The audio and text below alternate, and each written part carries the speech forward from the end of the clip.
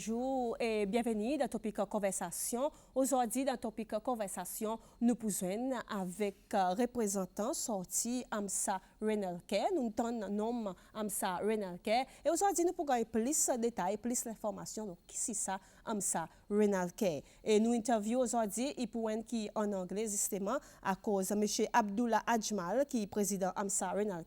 Il passe ses lois, bien sûr, son nationalité. Alors, nous pouvons faire en anglais, qui est capable de comprendre et dire nos conversations, ma capable de traduire, aussitôt qui est capable, pour capable bien comprendre, qui bon service qui Amsa il offert là-bas et à cause qui a besoin de rendre une petite visite là-bas. Alors, ça, c'est l'affaire confortable pour Topik Konversasyon. Mr. Abdullah Ajmal, good morning. Good morning, ma'am. How are you today? Very well. And yourself? I'm good. Super. Super. So I was telling the people of Seychelles in Creole, Okay. we are meeting Amsa Renal Care and we would like to know what Amsa services are on offer. And the first question to start us, what is Amsa Renal Care? So Amsa Renal Care is a dialysis service provider. We started in Dubai. We're a UAE company, and so we started our first clinic over there. Now we've got multi-specialty clinics as well. We're getting into mainstream You are getting healthcare. popular, guys, all over the world. Amsa Renal Care. Yes, we are growing around the world. We're going to different countries, etc. But the question that you asked was the right one. Why renal care? Yes. So actually, my family has a lot of experience in healthcare and education because we do it in. So we're from India originally, but we've been in UAE for 40 plus years. Oh, but that's a long time. That is a long time. That is home now. And so we have a lot of CSR programs in India where we have a lot of hospitals and we have clinics and schools, colleges, orphanages. So we've had some experience in healthcare. But that wasn't the reason. The reason for dialysis, and it's a personal thing, I started this care because of my uncle, my youngest uncle, who's also a friend of mine. He was barely 8 years older than me, and he passed away due to renal failure. Okay. That's when I learned about dialysis. I didn't even know what was dialysis before that. So once I learned about it, in fact, in UAE, they did not give standalone dialysis permissions. We were the first people to open a standalone clinic. Really? Yeah, absolutely. This was 7 years ago. And it was amazing because I guess when your intention is good, when you want to serve the people, everything falls in line. I think the Almighty... As it should be. As it should be. And we got permission within 4 months. We opened our clinic. Now we've gone into multi-speciality because we've had the experience, now we want to offer more healthcare. And you are expanding. Options. We are expanding. And after Dubai, Seychelles was the first country where we got the opportunity. And again, it was primarily because we are essentially a UAE company. And as you know, as your viewers, I'm sure know that the UAE government has a very, very, very close relationship with Seychelles. So I was informed by then ministry that the HCA was considering a private partnership, private-public partnership, and they wanted to do it with dialysis. So we said, yeah, sure, why not? Why not? And the opportunity is here. Absolutely, and we were in some ways the specialists because we only provided dialysis services. So we were given the opportunity over here. Again, the relationship between the two countries helps a lot. We obviously have local partners, etc. So this gives us an edge as well. And we believe that we can serve the people of Seychelles. So that's how we came. And of course, it helps that it's such a beautiful country and the food is awesome. So really? What have you tried? So Marie Antoinette is my absolute favorite. 1 or 2 meals has to be there. That's the Creole dishes. Sorry? The Creole dishes. Yeah, the Creole dishes. So, in fact, this time I'm here with my wife and my 5-year-old daughter, and I took them there. They were nuts. Before we leave, we have to go there again. So, so yeah, I mean, I've been coming for the last, so we started April 2015. 7 years I've been coming here almost So every quarter. back and forth to Seychelles. Yes. Given yes. the opportunity to come to Seychelles, how can Amsa contribute to Seychelles? Let me tell you how we have already contributed to Seychelles, right? I don't know what it was before, but our very, very, very superior standards of providing the dialysis care. For example, globally, it is allowed to reuse the kits that are used for the whole blood cleansing as such. We only use it once. We don't use it more than once. Now, the advantage of that is that globally, the average mortality of renal death is 8%. 8%. 8%. Seychelles, 0. 0. I think that itself is a testimonial to the kind of service that we've been providing. It's good news. Oh, absolutely. I think at the end of the day, of course, it's the Almighty that gives life and elongates life. But I think we've been able to support that effort through whatever we've been doing. Our services, I mean, we provide food for our patients, the care. During COVID, we were active. Really? Yeah. During the full period. In fact, we were even doing the dialysis for the COVID patients, positive patients. Obviously, not here. Yeah. No, they were placed. I forget the name of the hospital where they were kept. We did it there. We took full care. We got PPE kits for our people, etc. In the process, I am also honored to say that almost all our staff got infected, but as soon as they were fine, they came back to work. That is the kind of service we want to provide the people, you know. And we've had, since we've opened, we've had about 167,000 sessions, 350 patients. So it is, unfortunately, the numbers are growing. Of course. Yeah. But Dr. Abdullah, is renal issues very common in Seychelles? It is becoming more and more common, Carol. The reason being, it is a lifestyle-led disease, right? There should be programs, and we're going to be discussing with the ministry to get on to welfare programs where we want to educate the consumer or the patient from the level of the school, because childhood obesity is a big problem in Seychelles now. Yes. That only leads to diabetes. Diabetes is the entry point to eventual renal failure. Hypertension is the entry point, and all these are lifestyle-led problems. People need to change their diet. People need to be more active. You know, things like that, and that needs to be educated. We do already, but now we're going to be doing regular screening programs in schools, in orphanages, in old age homes, because the numbers are growing at a dramatic pace. It shouldn't be that way, but it's purely because of obesity leading on to diabetes and hypertension, which eventually, and if you don't control it, then eventually it affects your health and a lack of physical activity. Absolutely. And that's something that the general population needs to be aware of, that eventually this is where you're going to be. I remember a very senior nephrologist, he was with us in Dubai, he was our medical director, and God bless his soul, he passed away. And he used to say that once you've entered dialysis, either you end up with transplant or you meet your maker.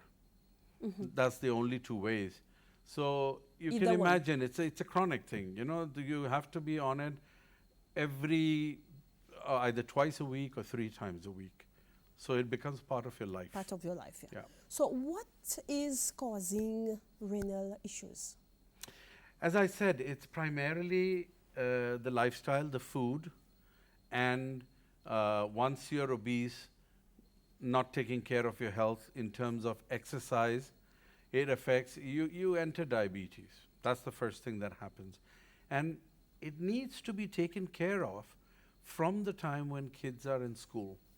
So there needs to be more awareness programs, more Or educative educating, program? so that they also understand what they are headed towards if they don't take care of themselves. More and more, perhaps local clubs, say, I know, young people are very big into football over here. The young players who are sort of like their role models should get involved and go and do camps and speak to young people, inspire them to have a healthier lifestyle, because that's where it starts.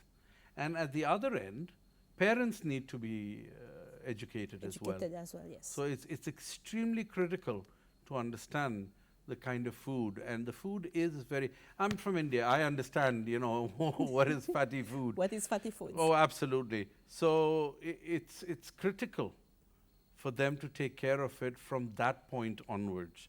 And we've been discussing with the ministry, and ministry has been extremely supportive to bring in such awareness programs, which we are going to be doing. Every year, I mean, on World Kidney Day, we have the usual walk and the awareness programs. But now, I think we are going to get more and more involved with the community. Talking about the Ministry of Seizures here in Seizures, are you partnering with the ministry, or with you are private? No, we are. It's a government-affiliated program. We provide the dialysis services under the aegis of the HCA in Victoria Hospital. That's where we are doing it. So we're partnered with the government. Yes. Okay. So for the people of Seizures who are watching us now, how do we get in contact with you, and how will you advise us? Well, it's easy. I mean, you can go through the hospital. You can access us online. You can go to the hospital and just ask for the Renal Care Center. We do screenings regularly to ensure, for example, we tie up with the Rotary Club. We do screening over there, because pre-screening can tell you that, look, God forbid, you are a candidate. If you don't change your lifestyle, you will end up with renal problems. With renal problems. So the way to do it is through the hospital. And it's very easy. We're at the ground floor. You just ask about us, and it's around the corner. And we have a bunch of very talented professionals. We are ISO accredited. We have spent considerable amount of investments on training some of the technicians. We've sent them to Germany to get trained. We bring in external training partners who come and train our personnel. So the standards that we have are quite high. Are quite high. Yeah. Now, talk to me about the procedures if you detect that I need a renal care. Okay. So basically, a nephrologist would take you through the process, right? It all depends on the creatinine levels and whether you really need it now or not. So an honorable doctor, which I'm very proud to say that our medical director and the other team members are extremely honorable. If something can be controlled with medication, we will try it with medication first. Number 2 is how many times you need the dialysis. It could be once a week you might need it. Okay, you might need it twice a week. But mostly when they've reached the peak, it's 3 times a week. So you need it 3 times a week. So it's the nephrologist that will decide what is the level you're at and how many sessions do you require, or even if you actually require it, can it be controlled with medication and lifestyle changes? So that happens too. We do have patients where the nephrologist will decide, let's try medicines first. Let's not get into, because Once you get into dialysis, you can't get out. You can't get out. It's a bit like taking insulin. So until you take insulin, you can take tablets and hopefully control diabetes. But once it goes beyond a certain point and you start using insulin, That's it. you can't go back. You have to continue all your life. So dialysis, unfortunately, is like that until perhaps you get a transplant. Now that's another program that could be discussed for Seychelles as well. But that's a long discussion with the government, and there are a lot of policies that need to be looked at. For the people of Seychelles, how long or how would we recognize that we need renal care? It is the, see, first of all, everybody should be screening themselves, especially after the age of 40. But it will be the diabetologist, right? Or the endocrinologist. Your physician will be the one who will determine it first. And they are the ones who will say you need to now see the nephrologist. You yourself may not be able to know. One of the symptoms, of course, is that your body bloats up. You accumulate so much water fluid that you literally, your organs, I mean, it sounds really bad, but your organs are literally floating inside. It can get as bad as that. So you retain a lot of water. So the idea of the dialysis is to cleanse or remove the excess water from the blood and then clean it and then pump it back into your body. So it is within the time you've reached a level where your diabetes is uncontrollable, you're showing symptoms as such, retention, and by that time your doctor will tell you you need to see a nephrologist. Then a nephrologist will determine whether it is medicine or dialysis. And once you're on dialysis, then that's it. You're on dialysis until, if you are lucky enough to have a transplant, great. If not, then it is. You have to live with that. You have to live with it. Absolutely. Oh my God. Let's talk about community care. So, community care. This is something that we have been doing in terms of, in a more smaller way. But now we have decided that we are going now, especially, actually this whole decision was done almost 3 years ago. But then we all know COVID sort of, has blanked out last 2 years. So we all know what happened. So we're going to revisit our plans. And one of the things this time is that I'm planning with my team to have a calendar of community activities that we're going to be doing. Purely it's going to be more about education about how to take care of your health, the kind of foods that need to be avoided, what are the telltales, what are the things, the signals that you need to watch out for. Of course, age is, a philosopher had once said that age is the biggest disease, right? Old age particularly. And as we age, the problem in Seychelles is that younger people, we are finding younger people are getting into these problems more and more than it was, say, 10 years ago. Even 7 years ago when we started over here, compared to that, we see the problem with young people. More and more young people are, for example, dying of heart attacks. These are things, and these are all lifestyle-led. But what do you observe in them? We are observing that that's where it's starting, you see. It is a different thing. Most countries where the average age would be, let's say, 50 plus, that age in Seychelles is coming down. And that's a very, very bad signal. That's a signal that's why we want to go to schools. We want to talk to young teenagers, because anything younger than that, they will not be able to assimilate that kind of information or process it properly. And then we would like to go through sports clubs to request them to represent and talk to. It doesn't have to be about renal care. It just has to be about lifestyle, right? And that's the community service that we want to provide, because eventually education is everything. Why do Nordic countries have such high longevity and Japanese? Because they are taught from a very young age about how to care for their health. And they are on the move every day. Absolutely. They don't have a sedentary lifestyle. Here, yes, people do walk, and I know it's uphill and downhill, but most people tend to have cars. They go everywhere in cars. So it's not like you're getting much exercise. The physical activities. We need more physical activities. Absolutely. And the fact, unfortunately, the consumption of alcohol doesn't help very much. That's something we find even, unfortunately, even our patients who are not supposed to, every weekend they might, indulge take a little glass, doctor.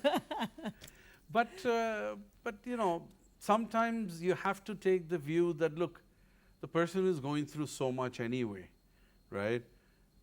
They deserve to live a little, I guess, So we're easy about that. We're not very harsh to patients who get a nice party over the weekend and stuff like that, because we understand it's not easy. You've reached that point, but it's unfortunate you've reached that point. So community service is going to be an extremely important, which is where we are going to expect again the HCA to support us as well, guide us in many ways. So that's another thing. The other thing is, of course, what helps is the tourism. So we do, obviously, we promote dialysis for tourists. Really? Yeah, absolutely. Especially from UAE, they know. So they come here, we refer them, they know. So we promote that as well in other countries. And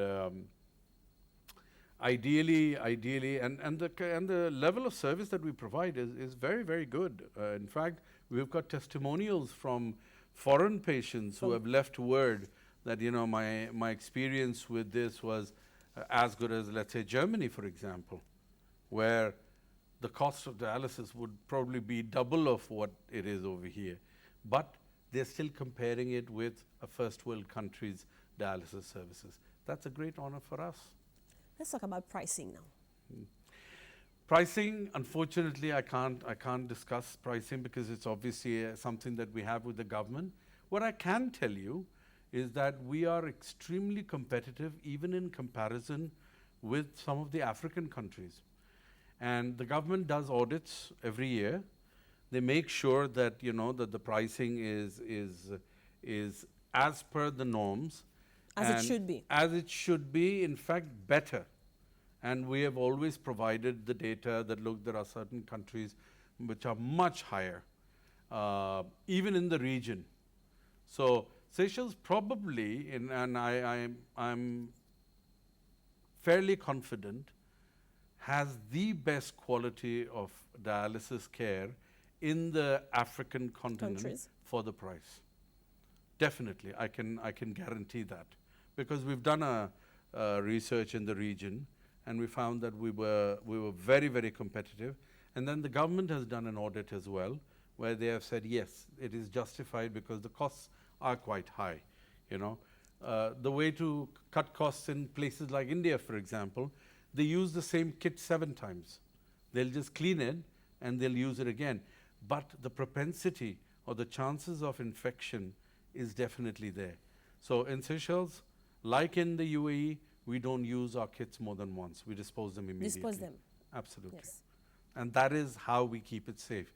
In fact, during the COVID, we even invested in a portable RO plant. It's the water that needs to be used. It is extremely, extremely clean. It removes all the bacteria. We had to put a portable one at the I forget the name of the hospital where the COVID patients were placed. We put that over there. So we always ensure that the service standards in Pralay, for example, we've provided everything, and the machines are best of the best. The kits that are used are from German companies. So we are really, we make sure that our standards are very, very high. It's very high. Absolutely. We have talked about, and you've seen it, obesity. We've seen that it's lack of physical activities. Sure. And food.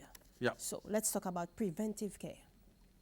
Preventive care, it's just eating the right food and exercising. I think that is good enough. To be honest, there is nothing, there's no rocket science to it, right? For example, breadfruit. I mean, I know this is the starch, the base. Have you tasted breadfruit? It's very nice, and that's the reason why it's the basic starch of of the country, but it is extremely fatty.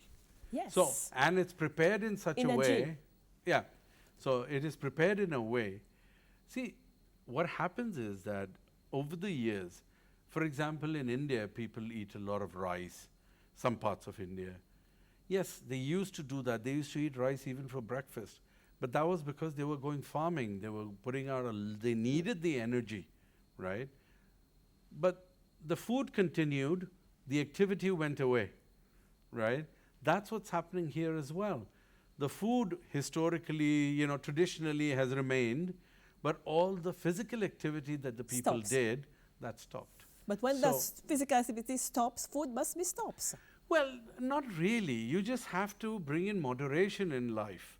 You can enjoy everything, and if you can, even the most basic, and I know some of the best nutrients in the world, nutritionists in the world, and doctors who'd say, you know what, 45 minutes of walking every day is one of the best exercises. Brisk walking. Yeah. Even a regular pace walking or half an hour or 45 minutes of swimming is the best exercise you can do.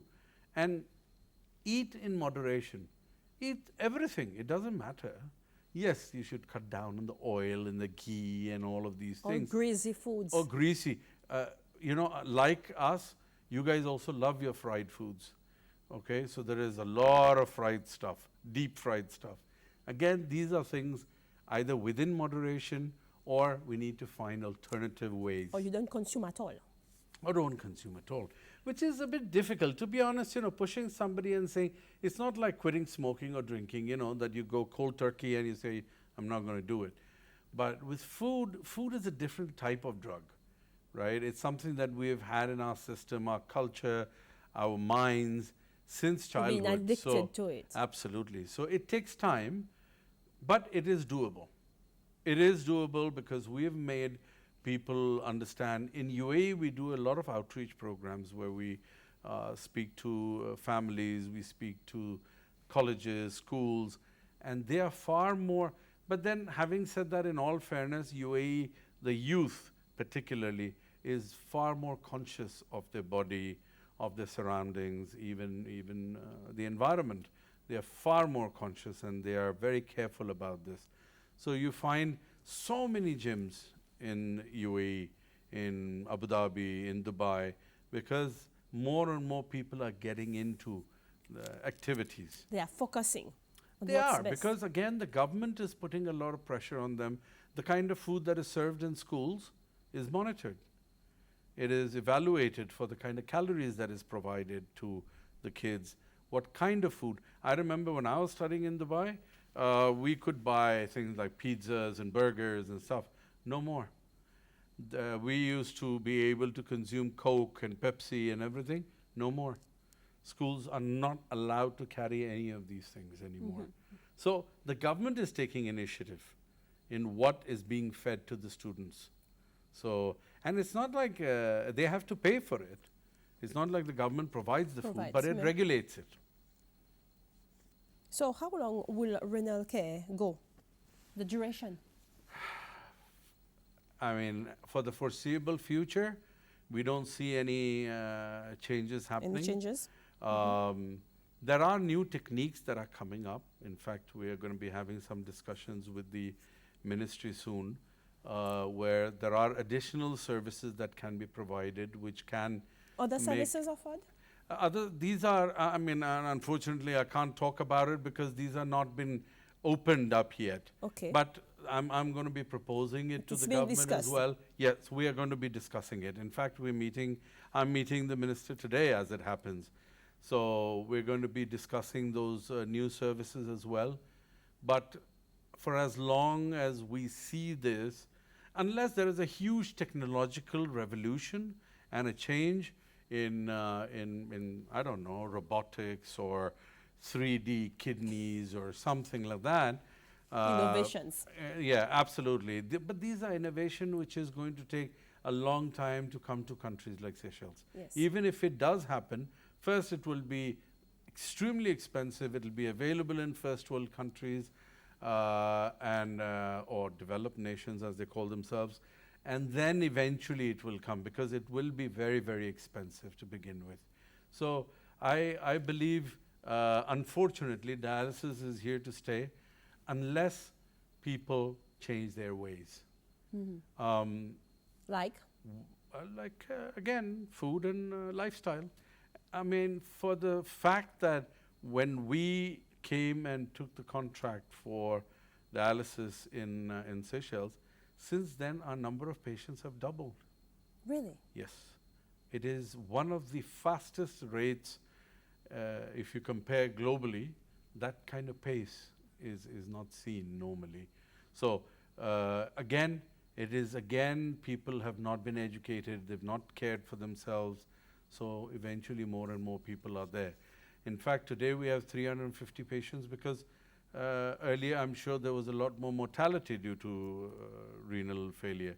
Today, because of our services and standard of services, people are living longer.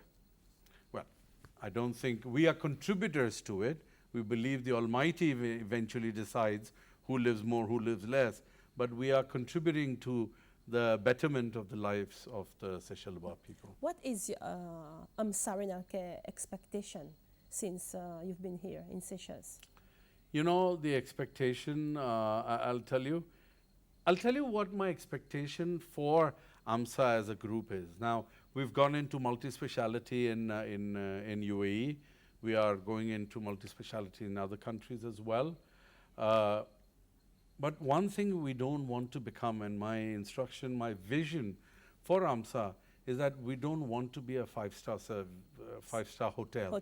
Yeah, we want to charge nominally, but give the best service possible, right? But not be a five-star hotel. There are enough five-star hotels people can go to, and the hospitals where it's very fancy. You don't need to operate like a five-star hotel. You don't need to operate, but you can still provide excellent, honest service. And that is the vision for, and it's the service, because the whole initiative started from an emotional point of view. It was my uncle, my friend, who passed away. And what inspired me was that he left some money with his nephrologist to help people who needed to do 1 or 2 sessions but couldn't afford it before they went back to their country. And that really inspired me to start something. So that's one of the reasons why almost 40% of our sessions in UAE is supported by the UAE government charities. By the government? Yeah, charities. Charities of the government. So we have, of course, being an Emirati company or Emirati founded company, we get support from all the big charities, Abu Dhabi, of course, even Dubai. Some of the biggest charities support us over there. It's obvious because many people, not in Seychelles, but all over the world, not just Seychelles, we cannot afford. It's tough. It's tough. But the government here has really mandated. I mean, they fought for one of the largest budgets within the overall scope of things is the healthcare budget. And I know that the numbers are growing over here.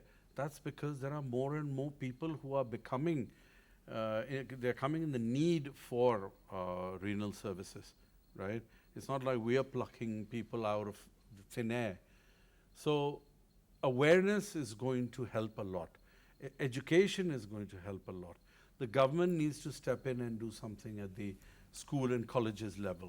Sure. So there are many things, but I can tell you that within the constraints of economies, etc., let's face it, Seychelles is dependent tremendously on tourism. On tourism. Last 2 years has been dreadful, but they have been dedicated to the Seychellois people.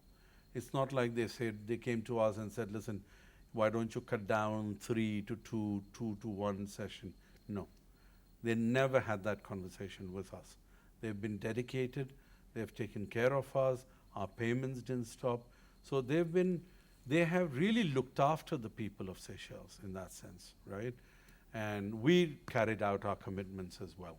Yes. So I think they've done fabulously, given the circumstances. I mean, it was a terrible time. Yes. We've been through bad times, through Absolutely. the storm, Absolutely. Last question, Mr. Abdullah. What would you advise the public of Seizures? The public of Seizures, why should they come and talk to them about renal issues? We're going to be doing a lot of education camps now. So in these camps, we're going to educate people what to do to avoid coming back to us. Sure. I truly urge the people of Seychelles, try not to come to us. Meet us outside, that's nice, but don't meet us in our offices because that is not the nicest of places. Really? Yeah, because you don't want more. You know, even as a business, I don't want the numbers to grow because eventually it is the lives of people.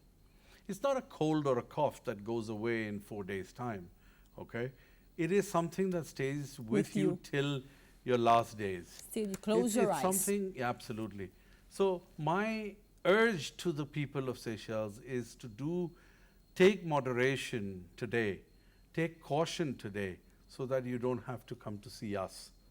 We are there for your service, no doubt, and we will continue to be there for your service, and the best service I can promise you, but we would rather you don't need us.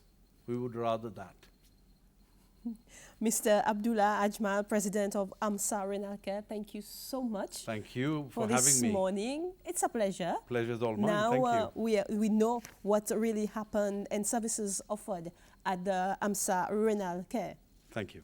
C'est ça, c'est une Topik Konversasyon. Nous type cause avec président Amsa Renal Care, M. Abdullah Ajmal, qui nous type voir un petit peu bon service qui Amsa Renal Care y offert et pareil il dit il peut partenaire avec le ministère de la santé, c'est le ministère de la santé qui donne nous autres un petit peu plus pouvoir pour faire bon quelque chose et tout entièrement le ministère de la santé. Alors sur le gain contact avec Amsa Renal Care, vous pouvez passer à travers le ministère de la santé là-bas faire bon ou éco carte d'identité bien sûr, ou faire bonne procédure normale et après là ou à passe un petit peu là nous peut cause le bon problème dialyse bien sûr. Alors ça c'est une topic conversation, passe une très bonne journée aujourd'hui.